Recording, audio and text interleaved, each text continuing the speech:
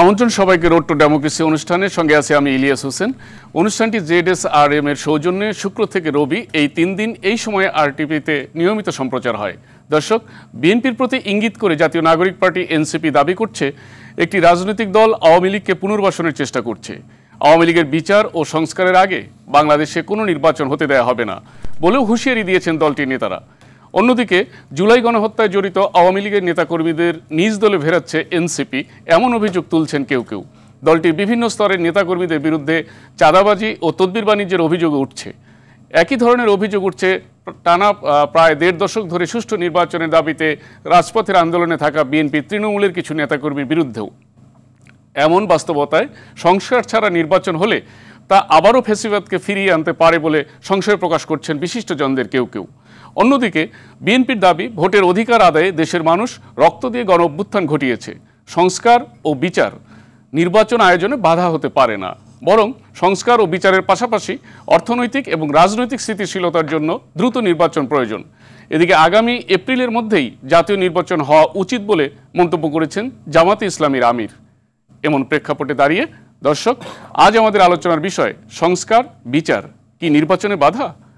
আর এই বিষয়ে আলোচনার জন্য আজ আমাদের সঙ্গে আছেন বিএনপির তথ্য বিষয়ক সম্পাদক আজিজুল বারী হেলাল, সিপিবির সাধারণ সম্পাদক রুহিন হোসেন প্রিন্স এবং জাতীয় নাগরিক পার্টির সিনিয়র যুগ্ম আহ্বায়ক আরিফুল ইসলাম আদিব। দর্শক, আপনিও এই আলোচনায় অংশ নিতে পারেন। স্ক্রলে দেখানো নম্বরে ফোন করে প্রতিক্রিয়া দিতে পারেন, জানাতে পারেন মতামত, প্রশ্ন করতে পারেন, লিখতে পারেন ফেসবুকেও। যাচ্ছি মূল আলোচনায়। এখন নির্বাচন হলে বিএনপি ক্ষমতায় আসবে এরকম অনেকে মনে করছেন আর কি, কিন্তু দলটি ক্ষমতায় আসলে সংস্কার ও বিচার প্রক্রিয়া ব্যাহত হবে বলে মনে করছে এনসিপি সহ কেউ কেউ।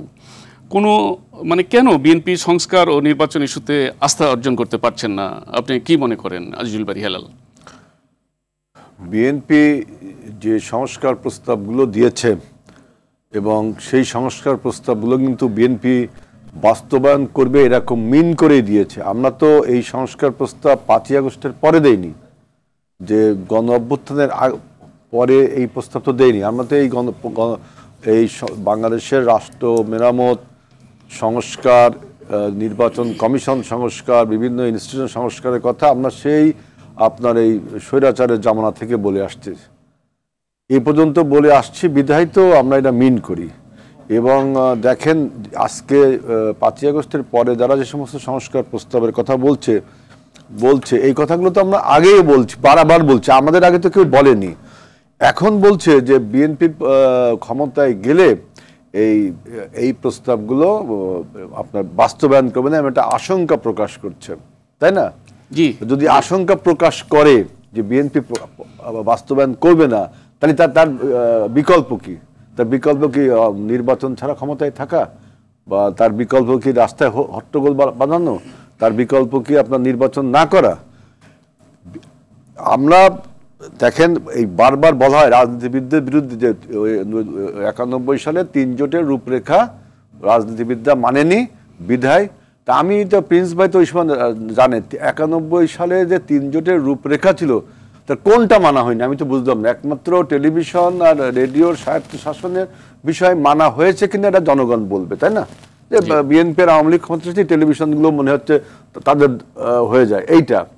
এই একটা জায়গা আমাদের হয়তো মানুষের অবজারভেশন থাকতে পারে, কিন্তু 3 জোটের যে রূপরেখা ছিল তাতে আমি দেখলাম সবই মানা হয়েছে, বরং 3 জোটের রূপরেখাতে ছিল না যেটা যে পার্লামেন্টারি ফর্ম অফ গভর্নমেন্ট, সেটাও আমরা করেছি।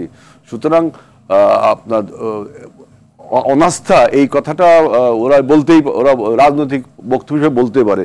আরেকটি কথা, আপনি প্রথমে বলছেন পুনর্বাসন। দেখেন আওয়ামী লীগের পুনর্বাসন যে চলছে সেটা সার্জিস আলমের ওই বক্তব্যটা কিন্তু খুবই ধর্তব্যের মধ্যে ধরতে হয়, যে আওয়ামী লীগের কম গুরুত্বপূর্ণ, তারপরে মাঝারি গুরুত্বপূর্ণ, তারপরে বেশি গুরুত্বপূর্ণ যারা দোষ করেছে, ক্রিমিনাল অফেন্স করেছে, তাদেরকে দলে নিয়ে যেতে পারে কি যেতে পারে না, এইভাবে একটা তত্ত্ব দিয়েছিল। আসিফ মাহমুদ সজীব ভাইও একটা তত্ত্ব দিয়েছিল। তারপরে আবার দেখলাম বিভিন্ন আপনার প্রান্তিক পর্যায়ে যে সমস্ত স্থানীয় কাউন্সিলরগণ তাদেরকে নেওয়ার জন্য এই এনসিপি, তখন তো এনসিপি হয়ে ওঠেনি, তারা একটা ব্যবস্থা করেছিল। আর সুতরাং পুনর্বাসন যদি হয় তাহলে তাদের মাধ্যমে হতে পারে। বিএনপি বলছে যে এই রাজনৈতিক দলটির বিচার হওয়া উচিত, প্রত্যেকটা ইন্ডিভিজুয়ালস যারা ক্রিমিনাল অফেন্সে জড়িত দল হিসেবে তাদের বিচার হওয়া উচিত, এবং এই বিচারটা অবশ্যই আইনগতভাবে হতে হবে। আপনার ওই যে নির্বাহী কোনো আদেশে তার বিচার হবে এগুলো কিন্তু হয় না। শেষ পর্যন্ত তাকে আপনার সুবিধা দেয়া হলো। জামাত ইসলামকে যেভাবে আপনারা নির্বাহী আদেশ দিয়ে বন্ধ করতে পারেননি ওই সময়, সুতরাং যে জুলাই আগস্ট আন্দোলনের সময় যখন জামাতকে নিষিদ্ধ করা হলো, সেজন্য বলছি যে আইনগতভাবে আমরা যদি আইনগতভাবে তাকে বন্ধ করতে পারি এবং আপনার সংসদে আলোচনা করেও যদি বন্ধ করতে পারি। আমার একটা বিষয় খুব অবাক লাগে যে সরকার বিভিন্ন লোক বলছে যে আওয়ামী লীগ কেন নিষিদ্ধ করে না, আওয়ামী লীগকে কেন বন্ধ করে না, এইটা বলে আমরা যারা অভ্যুত্থানের শক্তি আমাদের মধ্যে একটা অনৈক্যতার অপচেষ্টা কিন্তু সরকারের রয়েছে। সরকার তার 166 দফা যে সংস্কার প্রস্তাব দিল স্পেশালি, কোথাও আওয়ামী লীগের নিয়ে কিছু লিখলো না।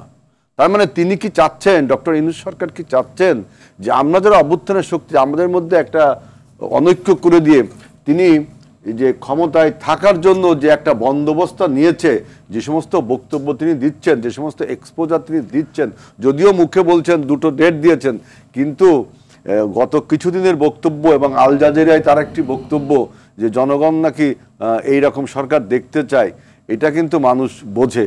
সুতরাং প্রত্যেকটা রাজনৈতিক দলের বুঝতে হবে যে ডক্টর ইউনূস যত মাপের আন্তর্জাতিক ব্যক্তিত্ব হন না কেন, যত বড় মাপের ব্যক্তিত্ব হন না কেন, অনির্বাচিত হয়ে কোনো লোক কোনো অপশক্তির পাপেট হয়ে বাংলাদেশের ক্ষমতায় কিন্তু ভালো থাকতে পারবেন না। কারণ কারজাই সরকার আল ঘানি সরকার, কারজাই সরকার আফগানিস্তানের আর ঘানি হলো ইরাকের, এই সমস্ত সরকার হয়ে কিন্তু বাংলাদেশে টিকে থাকা যাবে না। জি, বুঝতে পারছি। আমরা একটু শুরু করেছিলাম আরিফুল ইসলাম আদিবের দিয়ে শুরু করতে যাচ্ছিলাম একটু জটিলতার কারণে। এখন শুনলেন আজিজুল বারী হেলালও বলতে চাচ্ছেন যে এনসিপি বরঞ্চ আওয়ামী লীগের নেতাকর্মীদের কোনো কোনো জায়গায় পুনর্বাসনের চেষ্টা করছে।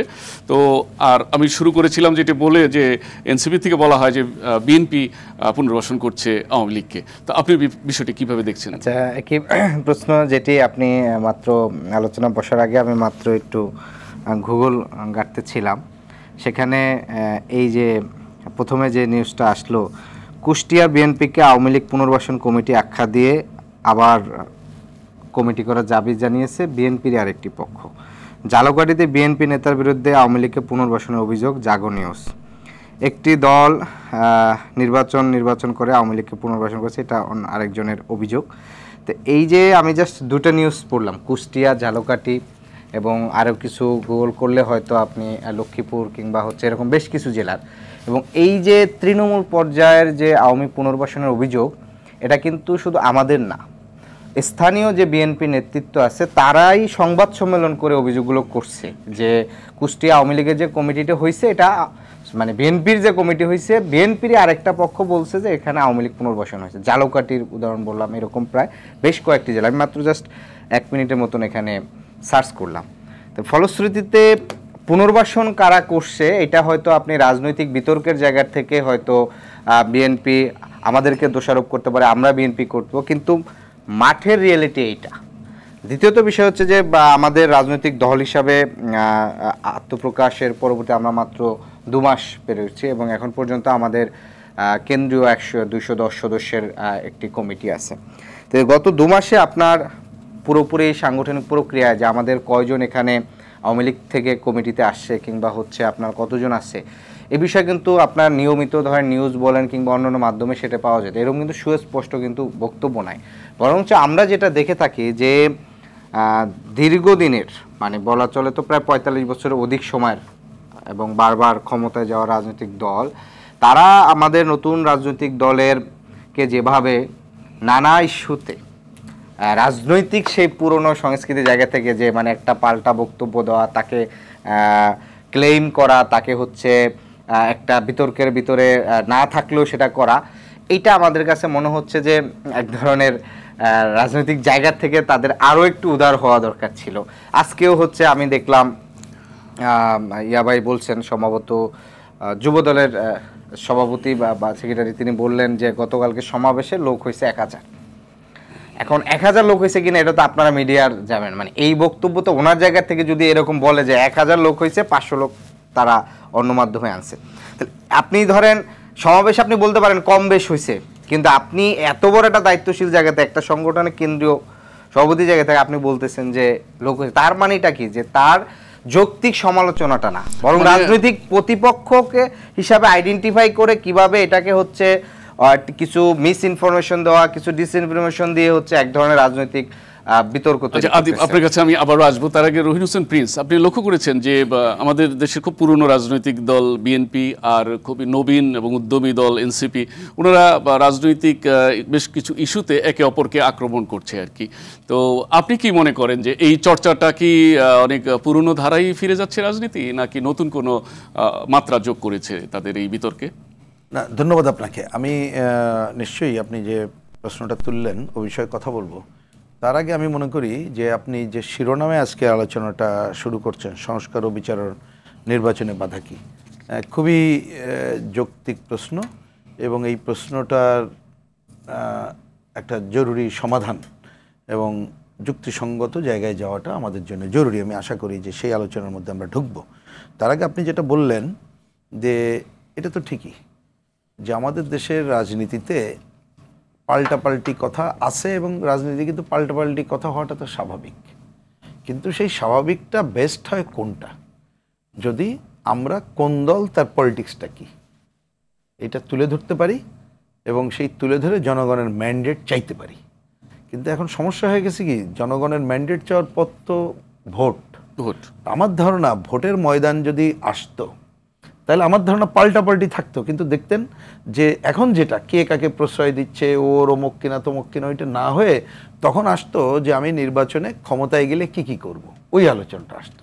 তাহলে আপনি এই পাল্টাপাল্টিও যদি দূর করতে চান, তার একটা বড় পথ হচ্ছে যে নির্বাচন, এবং এই নির্বাচন বলতে যে আমরা তো একটা সংস্কার করে নির্বাচনের জায়গায় যেতে চাই, তাতে সংস্কারে এবং আমাদের রাজনৈতিক দলগুলোর মিনিমাম যদি ওই ঐক্যমত্যের জায়গায় থাকি যে নির্বাচন, জাতীয় সংসদ নির্বাচনে আমরা যাব, আমরা নিশ্চয়ই যৌক্তিক সমালোচনা একদল আর এক দলকে করব, কিন্তু প্রধান কথাটা বলবো আমি ক্ষমতায় গেলে আমার কি কি ম্যানিফেস্টো কার্যকর করব। আপনার এই কথায় কি এরকম বোঝা যাচ্ছে যে তাহলে সংস্কার এবং বিচার না করে যে নির্বাচনে যাওয়া ঠিক হবে না, এই মতটিও আছে, কিন্তু আপনি বলতে চাচ্ছেন যে নির্বাচনে যাওয়াই উচিত? না, সেটা আমি পরে আসছি। আমি আপনার এই কথাই এখন খালি বলতে চাইছি যে এই যে পাল্টাপাল্টি দেখছেন এটা আরও অনেকদিন চলতে থাকবে, এটার সমাধান কিন্তু পাবো না। এই সমাধান কিছুটা হতে পারে যদি আমরা একটা নির্বাচনী যাত্রায় ঢুকতে পারি, এবং তার আগে যে সংস্কারের কাজগুলো করব তার মধ্যে এই পয়েন্ট একটা থাকবে, এবং আমাদের ধরেন একটা যদি ঐক্যবদ্ধতা করতে পারি যে আমার প্রধান কাজ হবে যে আমার ম্যানিফেস্টো কী সেইটা আমি তুলে ধরবো, তখন দেখবেন এই সমালোচনা এখন যে পাল্টাপাল্টি দেখছেন সেইটার ধারাটা কমে আসবেই। এবার পরে যেটা বললেন এই ব্যাপারে সময় দিলে আমি বলতে পারি। আমার কংক্রিট প্রশ্ন হচ্ছে যে সংস্কার, বিচার এবং নির্বাচনকে কাউন্টার পোজ করার কোনো কারণ নেই, কারণ আমরা যে নির্বাচনের কথা বলি, কারণ বিগত দিনে নির্বাচন ব্যবস্থাটাই ধ্বংস হয়ে গেছে, তাহলে সেইটাকে পুনরুদ্ধার করতে গেলে সংস্কার করতে হবে, এবং আমরা দৃঢ়ভাবে মনে করি ইতিমধ্যে 9 মাস এটা অহেতুক কালক্ষেপণ হলো। এই সংস্কারের জন্য 1 মাসও লাগার কথা না, আমি ভালো নির্বাচনের জন্য বলেছি, এবং সেটা আমরা 5ই অক্টোবর, আগস্ট, সেপ্টেম্বর, অক্টোবর দ্বিতীয়বার যখন এই উপদেষ্টা পরিষদ আমাদেরকে ডাকলেন তখনই কিন্তু আমরা লিখিত বলেছিলাম, এবং এই সময়টা কালক্ষেপণ হলো। সুতরাং প্রয়োজনীয় সংস্কার করে এবং বিচার তো একটা লম্বা প্রক্রিয়া, আমরা যেটা দেখতে চাই এইবারে যে ব্যাপক হত্যাযজ্ঞ ঘটলো, বিশেষ ট্রাইব্যুনালে তার বিচার আমরা দেখতে চাই, এটাও আমরা কিন্তু লিখিতভাবেও বলেছি। তা সেইটার জন্য আপনাকে দৃশ্যমান দেখতে হবে, কিন্তু সমগ্র বিচার সম্পন্ন করা মানে তো আপনি কয়েক বছরের ব্যাপার, তো ওইটা করে নির্বাচন করবেন এই কথাটা তো যৌক্তিক না। সুতরাং সংস্কার, নির্বাচন, কি বলে বিচার মোটেই নির্বাচনের জন্য বাধা না, এবং ইতিমধ্যে যে সময় পার হয়ে গেছে এই 9 মাস, এই সময় বরঞ্চ আমরা বলি এই 2টা কাজে প্রয়োজনীয় কি কি সংস্কার করলা, কেন করলা না, বিচারের ব্যাপারে কি কি করলা, কেন করতে পারলা না, এই শ্বেতপত্র এই সরকারের প্রকাশ করা উচিত। না হলে বরঞ্চ আমরা দেখছি যে নির্বাচনের বিষয়ে কালক্ষেপণ করার জন্যে বিচার এবং সংস্কারকে অজুহাত হিসাবে দাঁড় করা হচ্ছে, যা আমাদের এই গণ অভ্যুত্থানের 5 তারিখে গণ অভ্যুত্থানের পরে ওই দিনই আমরা স্টেটমেন্ট দিয়ে যেটা বলেছিলাম কমিউনিস্ট পার্টি বামজোট যে আমাদের পূর্ণ গণতান্ত্রিক অধিকার প্রতিষ্ঠার সংগ্রাম অব্যাহত আমি আপনার এই কথাটার সাথে সেই ধারাটা খুব জরুরি। আজিজুল ভাই হেলালকে একটু যুক্ত করতে চাই। উনি যে কথাটি বলছেন যে নির্বাচনের কথা, আপনি কি ওনার কথার সাথে একমত? হ্যাঁ, দেখেন এটা তো একটা পলিটিক্যাল কালচারের কথা প্রিন্স ভাই বলছেন, এটা তো ডেফিনেটলি রাইট যে আপনার যে বক্তব্য এটা যদি আপনি নির্বাচনী ম্যানিফেস্টোয় দেন, তাই না, তাহলে জনগণকে আপনি জাজ করতে দেন যে আপনি আমি টেবিলে বসে আমরা যে কথা বলছি এটা তো বিশেষজ্ঞ মতামত, স্কলার মতামত। আমরা পত্রিকায় কলাম লিখছি, সেটাও স্কলার মতামত। আপনার জনসভায় বক্তব্য দিচ্ছি, সেখানে একটা দল তার স্কলাস্টিক দেখাচ্ছেন। কিন্তু আমার যে প্রিন্স ভাই যেটা বলছেন যে আপনি কি কি করতে চান, যেমন একটা উদাহরণ দিই, আমরা চাচ্ছি প্রধানমন্ত্রীর ক্ষমতা কনসিকিউটিভলি 2 ইয়ার্স, কিন্তু এনসিপি বা জামাত ইসলাম বা ধরেন প্রিন্স ভাইরাই আমি ধরে নিলাম যে তারা চাচ্ছেন না, 2 বার হলে তিনি বাদ, তিনি আর হতে পারবেন না। জি, দুইটা আপনার বাইনারি দাঁড়ালো এখানে। তো এটা তো আমরা দুইজন এক হচ্ছি না, তাহলে এটা আপনি আপনার নির্বাচনী ম্যানিফেস্টো দিয়ে দেন, জনগণকে জাজ করতে দেন যে কি হবে, তাই না? এটাই তো হয়। আমরা যেসব বিষয়ে ঐক্যমত হয়েছি ইতিমধ্যে এই ঐক্যমত কমিশনের সাথে, আমরা ঐক্যমত হয়েছি, প্রিন্স ভাই ঐক্যমত হয়েছে, ওরা ঐক্যমত হয়েছে, এই যে কোন কোন বিষয়ে ঐক্যমত হয়েছি এগুলো সরকার কিন্তু প্রকাশ করতে পারে এবং এগুলো ইমপ্লিমেন্টও করতে পারে। তা না করে তিনি এক এক সময় আমি দেখলাম এক একটা বাইনারি উঠাচ্ছে। আমি এটা নিয়ে একটু পরে বলি, আগে একটু আদিবকে বলিনি যে কথাটা বলা হয়েছে যে স্থানীয় পর্যায়ে যে বিবাদ আমাদের মধ্যে রয়েছে সেখানে এক পক্ষ আর এক পক্ষকে আওয়ামী লীগের পুনর্বাসন বলে বলছে। পলিটিক্সে তোমরা তো এখন দল মানে কেবল ইনসেপশন অফ ইউর পার্টি। এই যে স্থানীয় বিবাদে যে এতদিন বলতো টাকা খেয়ে করছে, দেখেন এই টাকা খাওয়ার থেকে আরও একটা নেগেটিভ প্রচারণা হচ্ছে যে আওয়ামী লীগে যোগ দিছে। এরপরে যদি কেউ কোনোদিন হয় যে ওই লোক কাফের হয়ে গেছে, ও সেটাও বলবে। স্থানীয় পলিটিক্সটা এরকম। আমি আদিলের প্রশ্ন একটু যোগ করে দিচ্ছি একটা বিষয়। বিএনপি 5ই আগস্টের পরে যেরকম জনপ্রিয় ছিল বা ইলেকশনে তারাই সবচেয়ে বড় দল আওয়ামী লীগের অনুপস্থিতিতে, আপনি কি মনে করেন না যে গত 8 মাসে বিএনপির সেই জনপ্রিয়তা কি একই জায়গায় আছে না কমেছে? না, এটা তো আপনি আপনার ধারণা করতে পারেন, যে বিএনপি জনপ্রিয়তা কমেছে। আমার মনে হয় বিএনপির জনপ্রিয়তা বাড়ছে। আমি যেটা মনে করি, হ্যাঁ আপনার মূল্যায়নটাই, আমার বিএনপির জনপ্রিয়তা আরো বাড়ছে। আমি আরেকটু বলে নিই, দেখো তবে স্থানীয় পর্যায়ে এই সমস্ত কমিটি করার ক্ষেত্রে একদল যখন কমিটিতে স্থান না পায়, যেহেতু বিএনপিটা বড় দল, তখন ওই গ্রুপ অন্য গ্রুপকে, আপনি তো আওয়ামী লীগের পুনর্বাসন বলছে, এর আগে ছিল টাকা, এরকম অনেক বদনাম দিবে। এটা কিন্তু আপনি ওইভাবে ধরলে আপনি মূল বিচারটা করতে পারবেন না। কিন্তু জাতীয় নেতৃত্ব যখন বলে, সার্জিস আলম তো ওই প্রান্তিক নেতা না, আপনার এই যে এনসিপির কি প্রান্তিক নেতা না, তারা তো কেন্দ্রীয় নেতা। হ্যাঁ, তা আমাদের যাদের কথা বললেন আপনি, তারা এনসিপির কেন্দ্রীয় নেতা না। জি জি। তারপরে সজীব ভুইয়া তো মন্ত্রী এখন। তারপরে এরা যে ওই যে যাদের সাথে বৈঠক করলো, ওই যে আপনার উপজেলা চেয়ারম্যান মেম্বারদের সাথে, তারাও তো এনসিপির খুব শীর্ষ নেতা। আমরা বিএনপির যে পর্যায়ে নেতা তার থেকেও বড় নেতা তারা, তাই না? তাদের থেকে যে এই বক্তব্য আসতে পারে না যে আওয়ামী লীগের ছেড়ে দেওয়া হবে, আওয়ামী লীগের কম গুরুত্বপূর্ণ বিচার হবে। আর বিএনপির মতো একটা সংগঠনের স্থানীয় ইউনিয়ন পর্যায়ে বা থানা পর্যায়ে কমিটি করতে যায়, 5 জনের নাম লিখতে যায়, 6 নম্বর লোক বাদ পড়ছে, ওই 6 নম্বর ব্যক্তি যে কাফের বলে নিয়ে, তো আপনি ও তো বলতে পারে যারা প্রেসিডেন্ট হয়েছে এটা কাফের, কারণ আমাকে সে নেয়নি। এখন একটা ভালো গালি কি আওয়ামী লীগে যোগ দিছে, এইটাকে জাজমেন্ট না করে আমাদের শীর্ষ নেতৃবৃন্দ আমরা কি বলছি যে আওয়ামী লীগের বিচার। আর একটা কথা, আজকে দেখেন ওই যে বলছে, আপনারা বলছেন যে এই যে পুরনো তর্ক বিতর্ক এনসিপির সাথে আমাদের, না আসলে তর্ক বিতর্ক না, বলছেন প্রত্যেকটা তর্ক বিতর্কের ফলে একটা নতুন অপরচুনিটি, নতুন বিগিনিংস বের হয়। ওই সেই where there is chaos there is opportunity, একটা অপরচুনিটি হয় তর্ক বিতর্কের ফলে। এবং আমি এই তর্ক বিতর্কে এক জায়গায় বলতে চাই, আবার হয় তর্ক বিতর্কের ফলে পরাজিত শক্তির অনেক দোষ ত্রুটি ধামাচাপা পড়ে যায়। এই জায়গাটায় আমরা একটা ফোন যদি নিয়ে নিই, আপনাদের এই আলোচনা শুনে একজন দর্শক আছে নাকি, উনি প্রশ্ন করবেন। হ্যালো। জি হ্যালো। আপনার নাম বলে প্রশ্নটি করুন।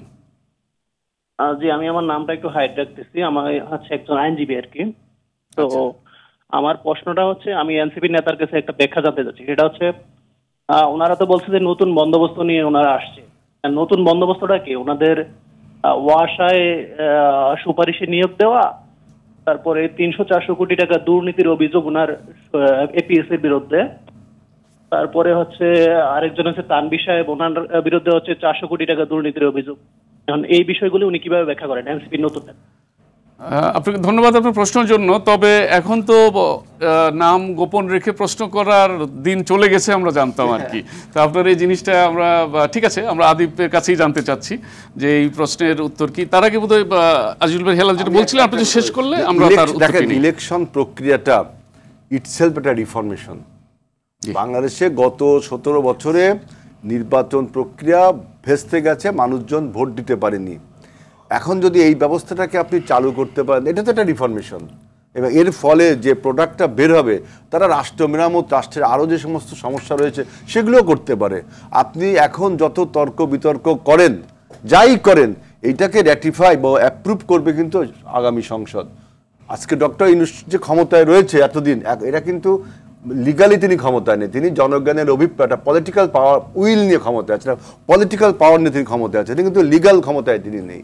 সুতরাং তাকে লিগালাইজ করার জন্য কিন্তু পরবর্তী সংসদকে র্যাটিফাই করতে হবে। সুতরাং আপনি এই নির্বাচনকে যত দূরে ঠেলে দেবেন, তখন আপনার রাজনৈতিক দলগুলোর বুঝতে হবে যে তাহলে একটা বিরাজনীতিকের অবস্থা তৈরি হবে। এনসিপি গতকালকে দেখলাম, তারা বলল, তাদের একটা জনসভায় তারা বলল যে নির্বাচন এবং বিচার ছাড়া, বিচার এবং সংস্কার ছাড়া নির্বাচন হবে না। এরকম একটা বলছেন না, আওয়ামী লীগ প্রশ্ন সমাধান না করা, ওটা কি না, তারা ওই বিচারের কথা বলেছে, বিচার এবং সংস্কার এটাও বলছে, নিষিদ্ধের কথা বলেছে। তাহলে ডক্টর ইউনূস সরকার একটা চ্যালেঞ্জের মুখে পড়ে যাচ্ছে না?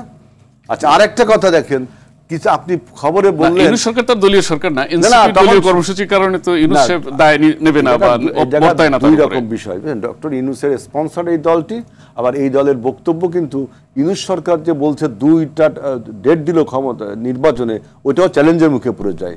আমি সেটা বলছি। আর যেটা বলতে চাচ্ছিলাম, দেখেন যে নির্বাচনের এখন আমরা যদি নির্বাচন চাই, মানুষজন নির্বাচন চাই, এই জিনিসটাকে এমন একটা ন্যারেটিভ তৈরি করেছে যে আমরা কোনো একটা ক্রিমিনাল অফেন্স করছি, যে রাজনৈতিক দলগুলো নির্বাচন চাবে, এটাই স্বাভাবিক। জি, আমরা আপনার কাছে এই ব্যাপারে আবারও আসবো। যদি বা আদিবের প্রশ্নটি নিয়ে আমি একটু আসলে বিরতিতে যেতে চাই, যদি আপনি ফোনে দর্শক যে প্রশ্নটি করছিলেন, তিনি দেখেন গুরুত্বপূর্ণ বিষয়, যেখানে তিনি তথ্যগুলো এখানে 3-4টা গ্রুপের প্রশ্নগুলো এক জায়গা থেকে করছেন। কারণ হচ্ছে সরকারের জায়গা থেকে যে প্রশ্নগুলো, সরকার বলতে ধরেন উপদেষ্টা মণ্ডলীর সাথে যারা আছেন এবং তার সাথে পিএস এপিএস সহ অন্য যারা দায়িত্ব পালন করছেন, সরকারের বিষয়গুলো আমাদের জন্য ব্যাখ্যা দেওয়া কিংবা হচ্ছে জবাব করাটা মুশকিল। আমাদের বিষয় যেটা হচ্ছে যে দেখেন, গাজী তানভীর ভাইয়ের বিষয়ে যে অভিযোগগুলো আসছে, অভিযোগের প্রেক্ষিতে কিন্তু ওখানে ঢাকা পোস্ট একটা নিউজ করেছে, যে সংখ্যাটা উল্লেখ করেছে, সেটা পরবর্তীতে তানভীর সাহেব তিনি তার জায়গা থেকে হচ্ছে সংবাদ সম্মেলন করছে এবং সে প্রশ্নের অ্যান্সার তিনি নিজে দিয়েছেন। পরবর্তীতে আরও অন্য কিছু বিষয়ে আমাদের কাছে অভিযোগ আসলে আমরা সেটার বিষয়ে তাকে সাময়িক অব্যাহতি দেওয়া হয়েছে। এটা কিন্তু একেবারে একটা কেন্দ্রীয় নেতার তদন্তের স্বার্থে, মানে তাকে অব্যাহতি দেওয়া হয়েছে যে অভিযোগ প্রমাণিত, বিষয়টা ওইটার কারণে না। বিষয়টা হচ্ছে যেহেতু তদন্ত চলাকালীন তার স্বপদে বহাল থাকা, এখানে একটা নিরপেক্ষ তদন্তের বিষয়, সেই জায়গা থেকে তাকে অব্যাহতি দেওয়া হয়েছে। আর ওয়াসার ক্ষেত্রে যে বিষয়টা বলছে যে দেখেন, ওয়াসার কি যেন বলে আপনার সর্বোপরি দুর্নীতির যে অভিযোগ, সেই অভিযোগটা, ওয়াসার অভিযোগটা আমাদের কাছে খুব স্পেসিফিক হয় নাই। কারণ হচ্ছে এখানে ওয়াসার যারা দায়িত্বশীল ছিলেন তারা মূলত হচ্ছে বিভিন্ন জনের সাথে যোগাযোগ করছেন কিংবা হচ্ছে তাদের সেই জায়গা থেকে, এবং মোয়াজ্জেমের বিষয়ে যে আলাপটা করছে পিএস এর ক্ষেত্রে, সেখানে মোয়াজ্জেম তার মতন করে ব্যাখ্যা দিচ্ছেন। মোয়াজ্জেমের বিষয়টা তো ব্যাখ্যা আমাদের পক্ষে দেওয়াটা পসিবল না। আর উনি বলছেন যে নতুন বন্দোবস্তের বিষয়টা কি, নতুন বন্দোবস্তের বিষয়ে আমরা স্পষ্ট করে বলেছি যে আমাদের মাত্র যে কিছুদিনের রাজনৈতিক পথচলায় যেটা শুরু, যে স্পষ্ট করে এখানে আমাদের যেটা হচ্ছে যে জবাবদিহিতা আদায় করা। আপনি অন্য দলের ক্ষেত্রে সার্জিস আলম কিংবা হাসনাত আব্দুল্লাহ এখানে যেভাবে জবাবদিহিতার মধ্য দিয়ে যান, দলীয় ফোরামে এবং দলের বাহিরে জনগণকে এই যে প্রশ্নের মধ্যে মুখোমুখি করে যাওয়াটা, সেই জায়গাটা আগে আমাদের এখানে পূর্বে কখনোই ছিল না। আপনি এখন পর্যন্ত অনেক রাজনৈতিক দলের প্রধানের দলের মধ্যে থেকে প্রশ্ন করবে এই পরিস্থিতি কিন্তু এখনো তৈরি হয় না জবাবদিহিতার জায়গায়। দ্বিতীয়ত হচ্ছে এখানে কালেকটিভ লিডারশিপের একটি বড় এক্সাম্পল হচ্ছে আমাদের নতুন রাজনৈতিক ধারার নতুন একেবারে জায়গাটা, যেটা আপনি দেখবেন যে গত দুদিন আগেই আমাদের আহ্বায়ক জনাব নাহিদ ইসলামের জন্মদিন গেছে। তো বাংলাদেশে যখন কোনো একটা বড় দলের প্রধান নেতার হচ্ছে জন্মদিন থাকে, ওই দিন পুরো ধরেন আপনি সোশ্যাল মিডিয়া বলেন তার পুরো দলীয় কর্মসূচিগুলাই হইছে ওই জন্মদিনের উইশ করতে করে চলে যায়। অতটা প্রায়োরিটি দিচ্ছেন না, আমাদের কিন্তু সেখানে দলীয়ভাবে উদযাপনের কোনো জায়গায় কিন্তু দুলা ভাই, ইঞ্জিন ঠিক না থাকলে গাড়ির যেমন কোনো ভরসা নাই, ভালো রড না হইলে বাড়িরও কোনো ভরসা নাই, দুইটাই বিপজ্জনক। তো কোন রড কিনবো? কেন জেডএস আরএম 25 বছরের পথ চলায় নিরাপদে রাখার প্রত্যয়। রহিন হোসেন প্রিন্স, আপনার কাছে আসতে চাচ্ছি। এনসিপি হুঁশিয়ারি দিয়ে বলেছে যে সংস্কার ও নির্বাচন ছাড়া দেশে নির্বাচন হতে দেওয়া হবে না। আবার আওয়ামী লীগ নির্বাচনে অংশ নেবে কিনা এই ব্যাপারটা প্রধান উপদেষ্টা ডক্টর মোহাম্মদ ইউনূস আওয়ামী লীগের উপরই ছেড়ে দিয়েছেন। তো এই বিষয়ে আপনার মতামত বা মন্তব্য কি? না, আমার প্রথম বক্তব্য হচ্ছে যে এনসিপি একটা নতুন গঠিত রাজনৈতিক দল, তারা তাদের বক্তব্য এখন ওরালি নানাভাবে দিচ্ছে, দেওয়াটাই স্বাভাবিক।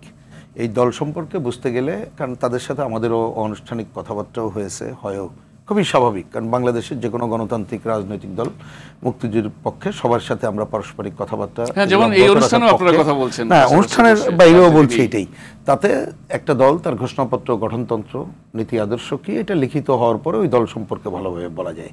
সুতরাং তার আগে এটা অন্য মন্তব্য করা ঠিক না।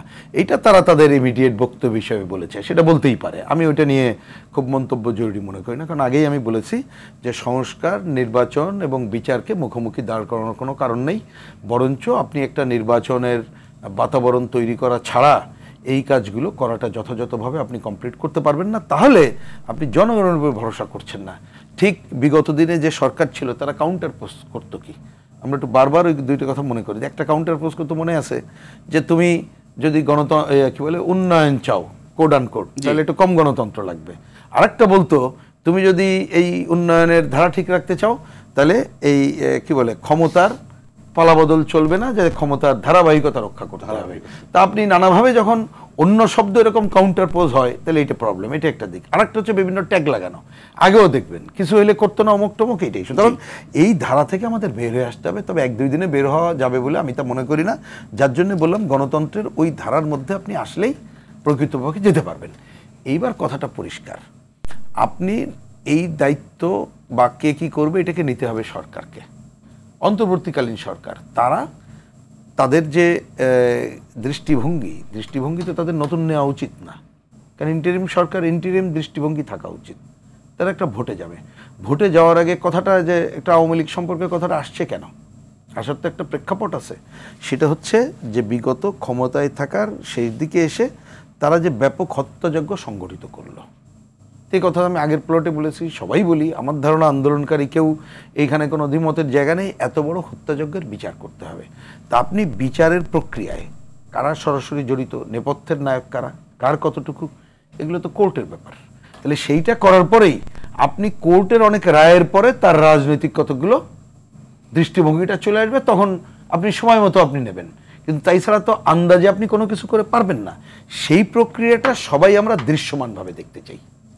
কিন্তু তাতে আমি বলছি যে আপনি ভোটকে কাউন্টার পোস্ট করলে ভুল করবেন।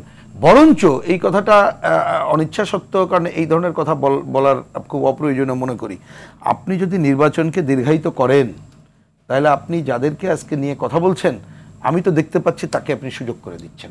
আপনি প্রশ্নের দ্বিতীয় অংশে যদি একটু যেতেন, যে প্রসঙ্গ, হ্যাঁ আপনি প্রশ্নের, আমার যে প্রশ্ন ছিল দ্বিতীয় অংশ ছিল, ওই যে আমি আওয়ামী লীগের আমি সেটাই বলছি, তো আমি ওই কথাই বলছি। আপনি নির্বাচনটা ধরেন এই যে আজকে 9 মাস হয়ে গেল, ইতিমধ্যে ভালো নির্বাচনের জন্য সংস্কারের একটা নির্বাচনে যাওয়া যেত। আপনি যদি এইটা যেতে পারতেন, আপনি বিচারের কাজটা যদি শুরু করতে পারতেন, আপনি নির্বাচন দিতেন, আপনি ইচ্ছা করলে দেখতেন তাদের টিকিটও আপনি হয়তো খুঁজে পেতেন না। পরিষ্কার কথা আমার কাছে। একটা বিভিন্ন দলগুলো বিভিন্ন স্বার্থে কাকে প্রশ্রয় দেবে না দেবে এটা জনগণের উপরে ছেড়ে দেওয়া দরকার। কিন্তু আপনি যত দীর্ঘায়িত করছেন নির্বাচন, আমি তো দেখতে পাচ্ছি আপনি তাদেরকেই সুযোগ করে দিচ্ছেন, নামে হোক মে নামে হোক। সুতরাং এটা মনে রাখা দরকার, আপনার খালি ওরাল বক্তব্যের মধ্য দিয়েই কিন্তু বাস্তবতার প্রতিফলন হয় না, বাস্তবতা অন্য জিনিস হয়ে যায়। এবং এই সরকার যদি ধরেন অনেক ফেল করে, আজকে হয়তো সেই এজেন্ডা নাই, আপনি ধরেন এই যে বার্মার যে যুদ্ধ অবস্থা, অন্যান্য ঘটনা, এগুলো যখন নিয়ে আসছেন, অন্তর্বর্তীকাল সরকার যদি ফেল করে, কথার কথা বলছি, নতুন গঠিত রাজনৈতিক দল তাকে নিয়ে যদি আরও প্রশ্ন হয়, আমি কোনো কথা তুলছি না, তাহলে এর বেনিফিট কিন্তু সে নেবে। আপনি যাদের বিরুদ্ধে কথা বলছেন দেখবেন যে তারাই কিন্তু বেনিফিটেড হয়ে যাচ্ছে। তাই এই জিনিস যতই দেরি করবেন, নির্বাচনের পথে যাত্রার আপনার এটা মনে রাখা দরকার, নির্বাচন হলেই সব সমস্যার সমাধান হয়ে যাবে, কিন্তু আমরা তা মনে করি না। বরঞ্চ আপনি এই গণঅভ্যুত্থানের ধারার মধ্য দিয়ে দ্রুততার সাথে নির্বাচন করলে, ধরেন যেই জিতে আসুক না কেন, যে দল হোক গোষ্ঠী হোক, তারা যদি কোনো অপকর্ম করে, দ্রুততার সাথে তার বিরুদ্ধে মানুষ যত মাঠে নামতো, দিন দেরি করলে কিন্তু মানুষের ওইটাকে আপনি ভোতা করে ফেলবেন।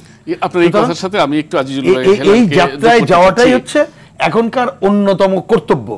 অন্য কোনো বিকল্প কথা যদি বলেন তাহলে শুধু কালক্ষেপণ হয় না, এইটা কিন্তু গণতন্ত্রকে ক্ষতিগ্রস্ত করবে। আর খালি এক সেকেন্ড একটা কথা বলি, এই যে এত সংস্কার বলছেন, আপনি আমাকে বলেন তো সুনির্দিষ্টভাবে এই সরকার ছোট সংস্কার বড় সংস্কার বলেছে অন্যরা, সুনির্দিষ্ট কে কি বলেছে 1, 2, 3 সংস্কার এই কাজটা করো? বরঞ্চ আমরা দায়িত্ব নিয়ে বলি, বামপন্থীদের পক্ষ থেকে নির্বাচন ব্যবস্থা ভালো করার জন্য সুনির্দিষ্ট সংস্কারের কথা অনেক আগে যা বলেছি, এবং তার মধ্যে যতটুকু ঐক্যমত্য সম্ভব সেইটা করেই নির্বাচনে যাওয়ার কথা আমরা সুনির্দিষ্ট করে বলেছি। আমি যে কথাটি যোগ করতে চাচ্ছিলাম আজিজুল ভাই হেলাল, আপনি এই যে নির্বাচনের ব্যাপারে আপনার দলের ভারপ্রাপ্ত চেয়ারম্যান তারেক রহমান সাহেব বলেছেন যে নির্বাচন চাওয়াটাই যেন এখন একটা অপরাধ, একটা আবহ তৈরি করা হচ্ছে সেরকম। আপনি কি মনে করেন এই আবহ আসলে কারা তৈরি করছে? আবহাওয়া কারা তৈরি করছে এটা তো দেখছেন যে, আমি একটু বলি, যেমন দেখেন বাংলাদেশ জামাতে ইসলামী বাংলাদেশ, আমি দেখলাম এই দলটার মুড সুইং রোগ হয়েছে, ক্ষণে ক্ষণে তাদের মুড পরিবর্তন হয়। একবার বলল যে রোজার আগে, অর্থাৎ 26 সালে রোজার আগে, তার মানে জানুয়ারি মাসে নির্বাচন বা ফেব্রুয়ারি মাসে, 26 সালে আপনার রোজা হবে মার্চে খুব সম্ভব। আর একবার বলল যে ডিসেম্বরের মধ্যে নির্বাচন, আর একবার বলল যে সংস্কার ছাড়া নির্বাচন হবে না, আর একবার বলল যে বিচার সংস্কার ছাড়া নির্বাচন হবে না। এখন আপনি অনুষ্ঠানের শুরুতে বললেন যে এপ্রিল মাসে নির্বাচন দিতে হবে, এই জন্যই বলছি ফেব্রুয়ারির মধ্যে হলে ভালো, না হলে এপ্রিলের মধ্যে হতে হবে। ক্ষণে মুখোশ পাল্টানো, ক্ষণে ক্ষণে এই যে মুড পরিবর্তন করা। আমি দেখলাম ওই যে আপনার চিকিৎসা বিজ্ঞানে এটাকে বলা হচ্ছে মুড সুইং রোগ, আর রাজনীতির ভাষায় এটাকে বলা হয় ক্ষণে ক্ষণে মুখোশ পাল্টানো, ক্ষণে ক্ষণে মুখোশ। এটা চিন্তার সংস্কারও তো হতে পারে। এই যে না এই যে আপনার এই যে বিভিন্ন ধরনের বক্তব্য, আর আমাদের যে নতুন রাজনৈতিক দলটি, আপনি প্রশ্ন করেছেন যে কেন আছে ক্রিমিনাল অফেন্স, এই প্রশ্ন করার আগে কিছু কথা বলে নিচ্ছি। নতুন রাজনৈতিক দলটি, প্রিন্স ভাই যেটা বলছেন আমি একমত, প্রিন্স ভাইয়ের কথার পরের কথাটুকু যেটা বলছি, এই দলটি প্রিন্স ভাই যেটা বললো যে এখনও তাদের ডিক্লারেশন, তারপরে আপনার ইডিওলজি, কর্মসূচি, even they didn't get any registration, তারা কোনো রেজিস্ট্রেশনও পায়নি। সুতরাং এই দলটা এখনো মানে রাজনৈতিক শক্তি হিসাবে না, সোশ্যাল শক্তি, সোশ্যাল ইনফ্লুয়েন্সার হিসাবে রয়েছে। তাদেরও বিভিন্ন রকম বক্তব্য, এই বক্তব্যগুলো কাজে লাগাচ্ছে এই বর্তমান অন্তর্বর্তী সরকারে। বিভিন্ন এই যে উপদেষ্টা বলছে যে 5 বছর থাকবে এই সরকার, ধর্ম উপদেষ্টা বলে দিল একটা কথা, স্বরাষ্ট্র উপদেষ্টাটা বলে দিল কথা, আর এই সরকারের প্রধান যারা থাকবে বলছে না, বলছে জনগণ নাকি চাচ্ছে যে তারা। ওই যে দেখেন ঈদের মাঠে 5 আঙ্গুল দেখালো, আমরা তো তখন বলছিলাম যে এই 5 আঙ্গুল কি ওই যে শেখ হাসিনার, যেমন বলতো শেখ হাসিনার সরকার বারবার দরকার, এরকম কোনো ফ্যাব্রিকেটেড 5 আঙ্গুল কিনা, আপনি ওইটাকে বারবার দেখাচ্ছেন। আবার দেখলাম তারপরে আল জাজিরায় আপনি বলছেন, ডক্টর ইউনূস নিজেই বলছেন যে এই সরকার, তাকে প্রশ্ন করছে কিন্তু একটা, যে আপনার সামনে বহু চ্যালেঞ্জ, আপনি যেহেতু ফ্যাসিবাদরা এখনো বিভিন্ন জায়গায় রয়ে গেছে, তাদেরকে দমন করতে হবে, আপনার সামনে অনেক উন্নতি করতে হবে দেশের, এই টাইপের একটা প্রশ্ন ছিল, এই টাইপের। তিনি তার উত্তর দিচ্ছেন, আমি দেখলাম যে আমাদের যে সরকার, এই সরকারকে সবাই পছন্দ করছে। প্রশ্ন কি, উত্তর কি? তখন কিন্তু আমরা ক্রিটিক করবই। তাহলে এই যে মুড সুইং রোগ, এই যে নতুন রাজনৈতিক দলের বিভিন্ন এলোমেলো বক্তব্য, আপনার এই যে ডেটটা আপনি ঠিক করছেন না, 2টা ডেট দিয়ে এরপরে আপনি বিভিন্ন এক্সপোজার দেখাচ্ছেন যে আপনার অপরিহার্যতা, আপনি ছাড়া দেশ চালাতে পারবে না কেউ, এমন একটা ভাব দেখাচ্ছেন। আপনি সেদিন বিমান বাহিনীর একটা প্রোগ্রামে যা দেখি বলছেন যে যুদ্ধের প্রস্তুতি নিতে হবে, যুদ্ধের প্রস্তুতি নিয়ে আধাআধি কোনো ব্যবস্থা নেই। আমার তখন মনে পড়ে গেল যে ইন্ডিয়ার সাথে আপনি যে ডিপ্লোম্যাটিক যুদ্ধ করেছেন, আমরা তো ইন্ডিয়া বিরোধী রাজনীতি করি, তো ওপেন, আমরা ইন্ডিয়ার আগ্রাসনের বিরুদ্ধে সবচেয়ে বেশি কথা বলি, কিন্তু আপনি ইন্ডিয়ার বিরুদ্ধে কি এমন ডিপ্লোমেসি করলেন, কি এমন যুদ্ধ করলেন যে আমাদের বাণিজ্যটা বন্ধ হয়ে গেল? এটা নিয়ে কথা বলতে গেলে অনেকক্ষণ। এরপরে বাণিজ্যটা বন্ধ হয়ে গেল, এরপরে আপনি দেখেন পরে বিস্তারিত আপনি যে বার্মায় যে করিডোরটা দিবেন ওই সাহায্যের জন্য, বার্মায় যে করিডোরটা দিবেন, ওই যে এই প্রশ্নটা তুলে আনছেন, এই প্রশ্নটা তুলে আনছেন কোনো রাজনৈতিক দলের সাথে না বসে, কোনো পলিটিক্যাল কারোর সাথে না বসে আপনি এই যে বিভিন্ন এক্সপোজারগুলো দিচ্ছেন, বিমস্টেকেও এরকম একটা কথা বলে আসছেন, সেখানে ভারতের সাথে আপনার কাউন্টার ন্যারেটিভ হয়েছে, বক্তব্য হয়েছে। এই যে ইন্টারন্যাশনাল এক্সপোজারগুলো দিচ্ছেন, এইটার মানে যে আপনি দেখাতে চাচ্ছেন আপনি ইন্ডিসপেন্সিবিলিটি এবং আপনার এরিয়া এত বাড়াতে চাচ্ছেন যে আপনি ছাড়া বাংলাদেশের আপনার সামনের দিকে এগোতেই পারবেন না। তার মানে ওই যে আমি বক্তৃতার শুরুতে যেটা বলছিলাম, যেটা আফগানিস্তানের কারজাই সরকার না, এটা ইরাকের ঘালি সরকার। এই জায়গাটা আমি আদিবের কাছে যেতে চাই। আপনাদের কোন নেতার বক্তব্যে এরকম মনে হয় যে এই সরকার বা অনির্বাচিত সরকারের পক্ষে আপনাদের মত এরকম মনে করে, যদিও অন্তর্বর্তী সরকার একটি আলাদা জিনিস, আপনাদের দলটি আলাদা জিনিস, কিন্তু আপনাদের সাথে যারা সংগ্রাম করেছে তাদের কেউ কেউ সরকারের মধ্যে রয়ে গেছে, যে কারণে একটি ধারণা কিন্তু রয়েছে যে আপনারা বোধহয় এই সরকারের পক্ষে এবং এই সরকার বা অনির্বাচিত সরকারের পক্ষে। আপনি যদি একটু পরিষ্কার করতেন। না, এখানে বিষয়টি বারবার যেটি বিষয়টা হচ্ছে যে দেখেন, আমরা সুস্পষ্টভাবে বলে হচ্ছে, আমাদের আহ্বায়কও এটা তার ব্যাখ্যায় কয়েকবার বলেছেন যে নির্বাচনের যে টাইমলাইন সরকার দিয়েছিলেন ডিসেম্বর টু জুন, এই টাইম ফ্রেম নিয়ে আমাদের কোনো আপত্তি নেই, এটা আমরা সুস্পষ্ট বলছি। আমাদের জায়গাটা হচ্ছে দুইটা মূল গুরুত্বপূর্ণ বিষয়। একটা হচ্ছে আমরা মনে করছি এখানকার স্বাধীনতার পরবর্তী যে শাসন ব্যবস্থার তৈরি হয়েছে সেটার ভিতর ফ্যাসিস্ট স্বৈরাচার তৈরি হওয়ার একটা প্রক্রিয়া রয়ে গেছে, যেটাকে আমরা মনে করি যে একটা মৌলিক সংস্কারের জন্য এবং একটা আমূল পরিবর্তন ধরে কাঠামো পরিবর্তন দরকার। সেই জায়গা থেকে আমরা বারবার বলেছি, সংস্কার কমিশনের জায়গা থেকে আমাদের বলা হয়েছে যে মৌলিক যে সংস্কারগুলো এবং সেই সংস্কারগুলো করে, এবং আরেকটা হচ্ছে যে বিচারের ক্ষেত্রে বলা হয়েছে যে যেহেতু আওয়ামী লীগ একটা গণহত্যা না, মানে এই যে আমূল সংস্কারের কথাটা যে বললেন, যদি আরো স্পেসিফিক করতেন, ঠিক কোন জিনিসটা চাচ্ছেন? আমাদের স্পেসিফিক ভাবে একেবারে আপনার সর্বশেষ সংস্কার কমিশনের সাথে যে আলাপ হয়ে গিয়েছিল, সেখানে আমাদের পক্ষ থেকে প্রায় 34টি দাবি এবং 34টি বিষয় বলা হয়েছিল। এখানে যে কয়টা বিষয় ইতিমধ্যে কয়েকবার ঐক্যমত কমিশন, বিএনপি সহ অন্যান্য সবগুলো দলের সাথে প্রায় 15 থেকে 20টা দলের সাথে তারা বসে সে জায়গায় স্পষ্ট করে আমাদের বলা হয়েছিল যে এখানকার আপনার যেটি হচ্ছে প্রথমত বিষয় হচ্ছে যে আপনার সংসদের দ্বিকক্ষ বিশিষ্ট করা, সেটার বিষয়ে বিএনপিও একমত দিছে, অন্যান্য দলগুলোও বলেছে।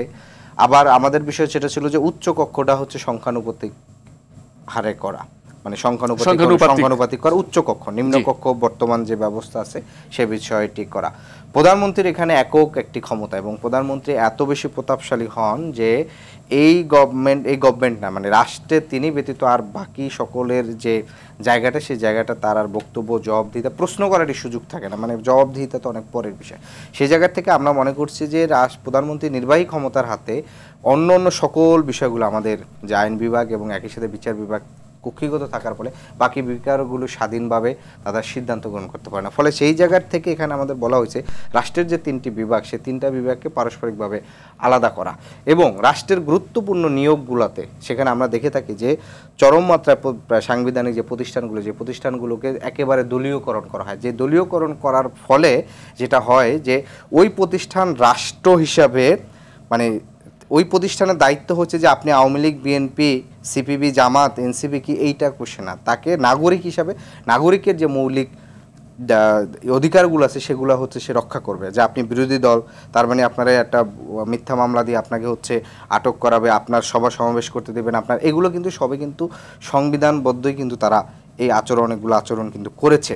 যে কি যে জননিরাপত্তায় বিঘ্নিত হওয়ার কারণে সভা সমাবেশ করা যাবে না, মিছিল করা যাবে না, জননিরাপত্তা এখানে বিঘ্ন করছে। তো ফলে আমরা যেটা বলেছি যে মৌলিক যে অধিকারগুলো এগুলো কোনোভাবেই আপনি হচ্ছে এটাকে হচ্ছে আর রহিত করা থাকবে না। জরুরি অবস্থার সময় আপনার এই মৌলিক অধিকারগুলা রাষ্ট্র তাকে দিতে বাধ্য থাকবে। এছাড়া আমাদের এখানে কিন্তু আরেকটা বলা হয়েছে জাতীয় সাংবিধানিক কাউন্সিলের বিষয়টা গুরুত্বপূর্ণ বিষয় বলা হয়েছে, কারণ আমরা মনে করছি যে এখানকার প্রধানমন্ত্রী, রাষ্ট্রপতি, প্রধান বিচারপতি, বিরোধী দলের যে প্রধান নেতা থাকবেন সংসদে এবং স্পিকার, এবং তারপরে বিরোধী দল থেকে একজন ডেপুটি স্পিকার, এইরকম ধরেন 5 জন কিংবা 7 জন ব্যক্তি নিয়ে একটা জাতীয় সাংবিধানিক কাউন্সিল হবে। সাংবিধানিক কাউন্সিলটা কেন হবে? আমাদের এখানে বারবার যে সমস্যাটা সবচেয়ে বেশি প্রকট হয় যে ধরুন একটা সরকার নির্বাচিত হয়েছে, নির্বাচিত হওয়ার পরে পরবর্তীতে আমাদের এখানে ক্ষমতা হস্তান্তরের যে প্রক্রিয়াগুলো আছে সে প্রক্রিয়াগুলো আসলে দেখা যাচ্ছে নির্বাচিত সরকার অনির্বাচিতর মধ্যে ঢুকে যায়। কারণ হচ্ছে তিনি এমনভাবে একটি পদ্ধতি নিয়ে আসেন যে মনে করেন যে পরের বার ইলেকশনটা তিনি নিরপেক্ষ ছাড়তেই চান না। এটা আপনি 91 সালে দেখেন কিভাবে আবার ফিরে আসা যায়, আবার ফিরে আসে, শুধু এই টেনশন থাকে। সেই জায়গা থেকে প্রধানমন্ত্রী নির্বাহী ক্ষমতা ব্যবহার করে একেবারে যেই প্রতিষ্ঠানগুলো আছে, নির্বাচন প্রধান নির্বাচন কমিশন কি হবেন, প্রধান বিচারপতি কি হবেন, কারণ প্রধান বিচারপতি পরবর্তী তত্ত্বাবধায়ক সরকারের একটা সাংবিধানিকভাবে যাওয়ার সুযোগ থাকে, পুলিশের আইজি কে হবেন, সেনাপ্রধান কে হবেন, এমন করে প্রত্যেকটা জায়গা হচ্ছে তার মতন করে একক ক্ষমতা বলে তিনি সেট আপ করে এরপর হচ্ছে তিনি এই যে সংস্কারগুলোর কথা বললেন, এগুলা কি গত 9 মাসে সম্ভব ছিল না? না, এখানে একটা বিষয় আছে যে ফলে আমরা যেটা মনে করছি যে এই বিষয়গুলো, গুরুত্বপূর্ণ বিষয়গুলো সব দলগুলোর সাথে আলাপ আলোচনা করে এটাকে জুলাই যে সনদ আছে, যেটা জুলাই চার্টার বলেন, জুলাই ঘোষণাপত্র বলেন, কিংবা হচ্ছে জুলাই সনদ বলেন বা যে নামই ডাকেন আর কি, যে নামই ডাকেন, একটা সনদের ভিতর নিয়ে আসা, যেই সনদটা আসলে এটাকে আপনি কি বলে মানে এইটাকে হচ্ছে আপনার অলঙ্ঘনীয় কিংবা হচ্ছে এই জায়গায় নিয়ে যাও। এখন আমাদের এখানে বড় যে সমস্যাটা হচ্ছে যে ধরেন বিএনপির জায়গা থেকে বারবার বলা হচ্ছে যে আমাদের এখানে সংসদের যারা নির্বাচিত হন, অর্থাৎ আইনসভার জন্য আইন প্রণয়নের জন্য যারা নির্বাচিত হন, জনগণ তাদেরকে ম্যান্ডেট দেয় সংবিধান অনুযায়ী হচ্ছে রাষ্ট্র পরিচালনার জন্য, আইন পরিচালনা। কিন্তু এখানে বড় যে সমস্যা হয়েছে সাংবিধানিক জায়গা থেকে যে কেউ যদি 2/3 মেজরিটি পেয়ে যান, তিনি হচ্ছে তাকে ম্যান্ডেট, জনগণ ম্যান্ডেটটা দিচ্ছে সংবিধান অনুযায়ী আইন প্রণয়ন করা, কিন্তু তিনি যখন 2/3 মেজরিটি পেয়ে যান তিনি হচ্ছে সংবিধানটাই পরিবর্তন করে তাদের নিজেদের সুবিধা বা আদর্শ অনুযায়ী, শুধু আদর্শ না, তার দলের পুরো মূলনীতিকে তিনি পুরো সংবিধানের মূলনীতি বানায় পুরো রাষ্ট্রের উপর চাপায় দেন। সেটা আপনি যেই দলই বলেন যারা ক্ষমতায় গেছে তারা এই জায়গাটা করছে। ফলে আমরা মনে করছি যে আমরা কিন্তু এখানে একটা মৌলিক সংস্কার দিছি যে সংবিধান পরিবর্তনের ক্ষেত্রে গুরুত্বপূর্ণ জায়গায় এটা 2/3 মেজরিটিতে সম্ভব করা যাবে না। এখানে আপনাকে অবশ্যই গণভোটে যেতে হবে, কারণ জনগণ আপনাকে হচ্ছে সংবিধানের আইন অনুযায়ী আইন বানানোর জন্য আপনাকে ম্যান্ডেট দিচ্ছে, আপনি হচ্ছে পুরো সংবিধান আইনটাই পরিবর্তন করে ফেলবেন, তাহলে তো হয় না। ফলে আপনার দেখবেন যে একবার কি হচ্ছে যে ধরেন শেখ পরিবারের পুরো তাদের নিরাপত্তা কীভাবে দেয় সেটাকে সংবিধানে আপনার সংযোজন করে ফেলছে, নানাভাবে হচ্ছে মূলনীতিগুলো চেঞ্জ হচ্ছে। ফলে এই যে পুরো প্রক্রিয়াটা সেই জায়গাটার থেকে আমরা এখানে শুধু আমাদের বিষয় না, আপনি দেখেন এখন সমস্যাটা হচ্ছে বাংলাদেশে জনগণ মানে জনগণের দাবি, জনগণের প্রত্যাশা, জনগণের আকাঙ্ক্ষা, এই জায়গাটিতে হচ্ছে আসলে একটা বড় ধরনের জটিলতা বা অনেকগুলো প্রশ্ন সামলিত। সেই জায়গা থেকে আমার কাছে মনে হচ্ছে যে যখনই জনগণের একটা বক্তব্য আসে কিংবা হচ্ছে জনগণ কেন রাজনৈতিক দলগুলোর উপর বিশ্বাস করে না, যেহেতু সময় শেষ, মানে বিরোধীতে যাবেন, আমি পরের বার এই জায়গাটা বলবো আর কি।